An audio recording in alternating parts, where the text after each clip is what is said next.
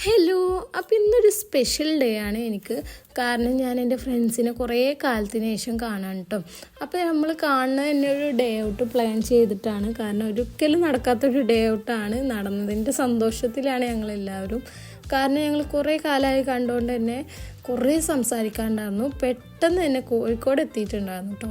പിന്നെ നമ്മൾ അവിടെ കുറേ ചുറ്റി തിരിഞ്ഞ് എങ്ങോട്ട് പോകും ഫസ്റ്റ് എന്നൊക്കെ തിരിഞ്ഞിട്ട് ലാസ്റ്റ് നമ്മൾ ഹൈലൈറ്റ് മാൾ ഫിക്സ് ആക്കി. കാരണം ഭയങ്കര ചൂടായിരുന്നു.